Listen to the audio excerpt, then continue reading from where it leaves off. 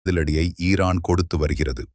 8 நாட்களுக்கும் மேலாக போர் நடந்து வரும் நிலையில் இஸ்ரேலுக்கு கடுமையான சேதத்தை ஈரான் ஏற்படுத்தியுள்ளது. மழை போல ஈரானின் ஏவுகணைகள் பாய்ந்து வருகிறது. இதனால் டெல் அவிவ் உள்ளிட்ட பல நகரங்கள் தீக்கிரையாகி உள்ளன. இப்படி ஒரு பதிலடியை இஸ்ரேல் இராணுவமும் எதிர்பார்க்கவில்லை என கூறப்படுகிறது. இஸ்ரேல் வசம் இருக்கும் அயர்ன் டோம் உள்ளிட்ட வான் பாதுகாப்பு அமைப்புகளையும் அழித்து விட்டதாக ஈரான் கூறியிருக்கும் நிலையில் வான் பாதுகாப்பு கேள்விக்குறியாக இருக்கிறது. இரு நாடுகள் இடையேயான போரில் இதுவரை ஆயிரக்கணக்கானோர் கொல்லப்பட்டு இருக்கின்றனர்.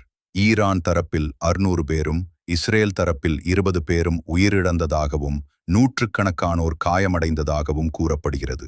இதற்கிடையே இஸ்ரேல் பகுதிகளில் அதிக சேதத்தை ஏற்படுத்தும் வகையில் சிறியதாக குண்டுகள் மூலம் ஈரான் தாக்குதல் நடத்தியுள்ளது.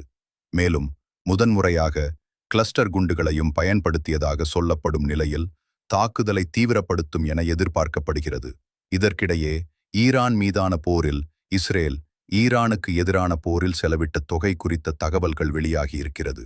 இதுவரை ஆயிரக்கணக்கான கோடி ரூபாய் செலவாகி இருக்கும் வகையில் இராணுவ நடவடிக்கைக்காக மட்டும் ஒரு நாளைக்கு $1 பில்லியன், அதாவது இந்திய மதிப்பில் 8259 கோடி ரூபாய் செலவிடப்பட்டுள்ளதாக இஸ்ரேல் பாதுகாப்பு படை தலைமை தளபதியின் முன்னாள் நிதி ஆலோசகரான ரிம் அவினாஷ்